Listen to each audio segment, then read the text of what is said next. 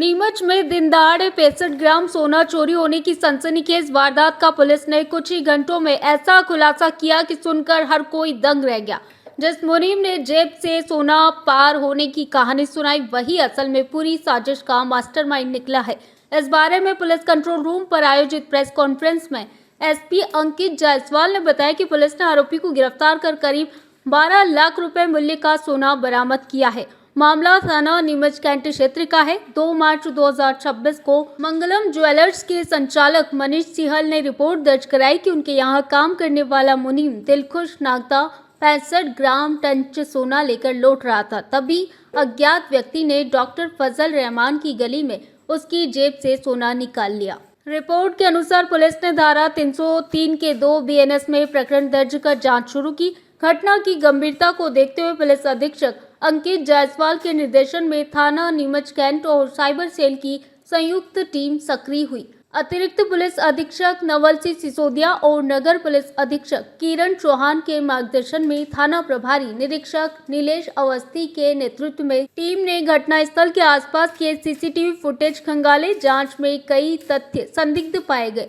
इसके बाद मुनीम दिलखुश से मनोवैज्ञानिक और तकनीकी आधार पर सख्ती से पूछताछ की गई। आखिरकार वह टूट गया और सच्चाई सामने आई है। आरोपी ने कबूल किया कि उसने सोना गबन करने के इरादे से झूठी चोरी की कहानी रची थी और सोना पास ही छिपा दिया।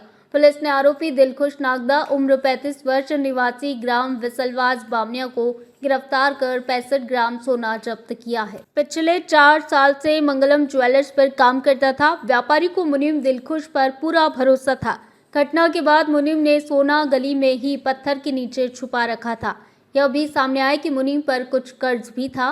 दिन दहाड़े रची गई चोरी की पटकथा आखिरकार कानून के सामने बेनकाब हो गई है। इस अवसर पर नीमच सराफा एसोसिएशन के सदस्यों द्वारा पुलिस टीम का अभिनंदन भी किया गया। एसपी अंकित जायसवाल द्वारा इस मामले को उजागर करने में सराहनीय भूमिका निभाने वाले पुलिस अधिकारियों और कर्मचारियों को प्रशंसा पत्र भी प्रदान किए गए। सराफा बाजार में मंगलम ज्वेलर्स पे जिस तरह से घटना हुई, सर आइडिया क्या कहेंगे इस घटना को लेकर? और आज सराफा एसोसिएशन द्वारा अभिनंदन भी किया गया।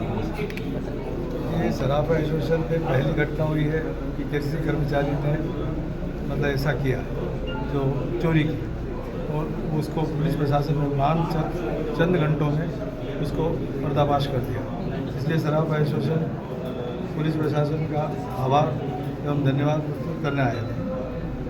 सराफा व्यापारियों द्वारा इस घटना के बाद कोई खास एहतियात बरतने के लिए कुछ उपाय किए गए हैं क्या? अब करेंगे, अब ये करेंगे कि सभी जो जितने भी कर्मचारी हैं उनके सबके आइडेंटिफाइड कराए, फोटो वगैरह ये सब पुलिस प्रशासन को दे देंगे। किस तरह का ये पूरा अपराध तो क्या कल दिनांक को दोपहर के समय मेन सराफा मुख्य बाजार में एक घटना कारित हुई थी, जिसमें सराफा व्यापारी के यहाँ मुनीम का कार्य कर रहे एक व्यक्ति ने बताया कि उसके साथ में कुछ अज्ञात व्यक्तियों ने मारपीट करी है और मारपीट करके जो वो जेवरात लेके जा रहा था वो छीन कर भाग गए। जब वो सारे तथ्यों की पुष्टि की गई तो उसमें जो ये पूरा घटनाक्रम है वो मनगढ़ंत पाया गया और जो मुनीम है उसी के द्वारा ये षड्यंत्र करना पाया गया था। चूंकि वो जो राशि थी उसको जो जेवरात थे उसको गबन करने का उसका उद्देश्य था, उस उद्देश्य से उसने पूरी कहानी रची थी और पुलिस के द्वारा जो नीमच कैंट थाना प्रभारी और उनकी टीम के द्वारा चंद घंटों में इसका पर्दाफाश किया गया है। आरोपी पुलिस ने हिरासत में लिया है। इसमें आगे अग्रिम कार्रवाई करके उसको न्यायालय में लोग पेश कर इस तरह से इस घटना की तह तक पहुंचा गया। इसमें जैसा कि जो मुनीम था उसके द्वारा बताया गया कि उसके साथ मारपीट हुई, आंखों में स्प्रे छिड़का हुआ था।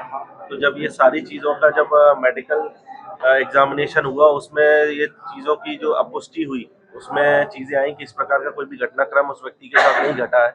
और टेक्निकल साक्ष्य में जब कैमरे से भी जब विश्लेषण देखा गया सब चीज़ों का तो उसमें भी ऐसी कोई भी घटनाक्रम होना नहीं पाया गया जिससे पूरा घटना संदेहास्पद लगी थी। और फिर जब आरोपी के साथ में पूछताछ की गई है तो उसके द्वारा बताया गया है कि उसने पैसे जो इसको लालच में जो है उसने एक घटना कारित करी। सर, लगातार चौथी घटना इस प्रकार की सामने आई है जिसमें खुद जो फरियादी है वही मास्टरमाइंड निकला है। इस बारे में क्या लोगों को जागरूक करने के लिए आप विशेष सलाह मशवरा देना चाहिए? पूर्व में भी इस प्रकार की घटना आई हुई है जिसमें जो फरियादी पक्ष है कई बार वही इस प्रकार का षड्यंत्र रचता है, और पूर्व में भी हम लोगों ने सख्त हिदायत दी थी और संबंधित व्यापारी और जो ओनर्स रहते हैं उनको भी हम लोगों ने सतर्क रहने का समझाइश दी थी। इस मामले में भी चूंकि जैसा लास्ट टाइम बोला था कि हम लोग सख्ती से पेश आएंगे, तो इसमें हम लोगों ने एफआईआर दर्ज की है और एफआईआर दर्ज करके आरोपी को हम लोग न्यायालय भी पेश कर रहे हैं और कड़ी से कड़ी उसको सजा दिलाने का प्रयास भी करेंगे। लेकिन आप लोगों के माध्यम से मैं सभी जो हमारे सराफा व्यापारी बंधु हैं उनसे भी मैं आग्रह करूंगा कि जब भी इस प्रकार का वो कोई भी अपना कीमती सामान किसी भी व्यक्ति के साथ में भेजते हैं तो अकेले व्यक्ति के साथ नहीं भेजे, कोई ना कोई व्यक्ति रहे और उसकी मॉनिटरिंग भी करें कि वो कहाँ जा रहा है, किस प्रकार से जा रहा है। जैसे इसके केस में भी ये जो रेगुलर जो रूट लेता था वो रूट पे नहीं गया था, कैमरों से बचने के लिए इसने दूसरा रूट पकड़ा और घटनास्थल भी ऐसी गली का बनाया जहाँ कैमरे नहीं थे। भारत का ब्लॉक बाबजी एएससी ब्लॉक, मजबूती ऐसी स्टील जैसी, ना रेती ना सीमेंट ना तराई की है झंझट। भारत का नंबर 1 ब्लॉक आईएसआई व आईएसओ मार्क से प्रमाणित भी है। एमपी राजस्थान का सबसे अत्याधुनिक प्लांट। अगर आप भी चाहते हैं बाबजी एएससी ब्लॉक मंगवाना तो आज ही संपर्क करें। Jhanjharwada industrial area, Neemuch, Madhya Pradesh. Contact number screen पर मेंशन है, जल्दी संपर्क करें।